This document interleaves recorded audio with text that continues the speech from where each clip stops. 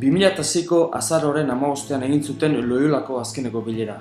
Handik hilabete eta erdira, etak Barajasko aireportuan atentatu egin zuen.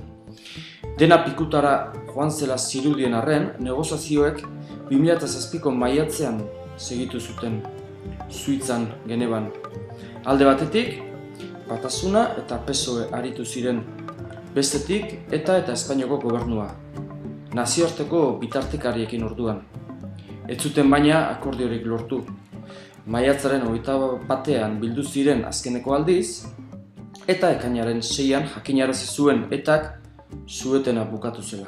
Prozesuari buruzko azken ondorioetan, atera duten ondorioetakoa da Suetena publiko egiteak neurri batean eragozpenak ekarri zitula abantaila baino gehiago.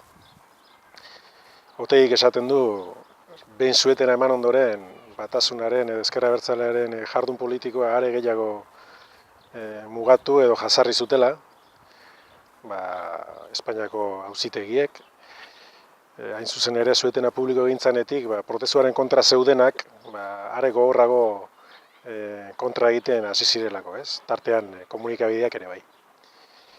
Egigurenek ere antzeko gogeta egiten du eta esaten du arego konklusio behin betikoago ateratzen dut esaten du Sueten publikoak kalte egin ziola prozesuari eta urrun esaten du ez duela ikusten horrelako beste saiorik egingo danik, baina noizbait egingo balitz, ez zaiola iritzen eskema horiekin era horretako Sueten batekin egin beharko litzatekenik. Negoziazio prozesu batean bitxikeriak ere gertatzen dira eta halakoak ere jaso ditu Imanol Muruauriak Loiolako egiak liburuan. Prozesu hontako bitxikerien artean dago Egigurenek aurrenengo aldiz Genevarako bidaia egin zunean, bera bakarrik joan zen, bere kotxean, bidian Turreko Alpetako etapa bat, etapak ikustea zijoa zen Euskal Txirrindulari zale batzokin topo egin zula, ezagun batzokin, eta horrek beak horrekin zekien, justu gutxura bera ze fetxatan edo joan zen arantzez. Gero nik begiratu nun hori bilera egunak noiz izan zian eta Turreko etapak zein izan zian eta justu izan zen Galibierri jo ondoren Brianzonen bukatu zen etapa eta Binokurofek irabazizuna. Anekdota bat, baita Genevarako beste bidai batean, azkenengo negoziazio saioan, Arnaldo Otegi eta Rufi Etxeberria hegazkinez joan ziren, Miarritzen hartu zuten hegazkina eta Miarritzeko aireportura joan zirenean, hain zuzen ere, Odone Lortza Donostiko alkatearekin egin zuten topo, alkate sozialistarekin.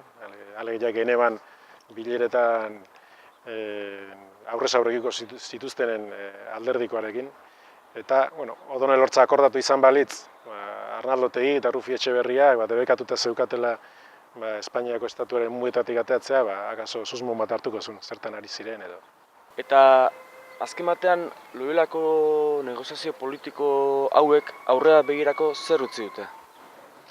Nik uste eskema ez dela bere horretan eta berdin errepikatuko. Baina Loiolako negoziazio mailan izan zituzten, mahai gainean izan zituzten gaiai berriro heldu beharko zaie, erabaki eskubidea nola gauzatu, lurraldetasunaren ikuspegitik nola artikulatu marko berria, horiedanak berriro hartu beharko dira eta gai horiek berriro hartzen dian momentuan, dudari gabe Loiolan aurreratu zuten guztia, baliagarria izango da, iritsi zialako hiru sensibilitate politiko importante gai horietan erdibideko soluzioa izan zitaikena gutxi gora bintzat zirriborratzera. Eta horren, negoziatzeko baldintzak berriro sortzen dianean, eta alderdiek berriro hortarako borondatea daukatenean, Loiolako papelak materialan artean egongo diala.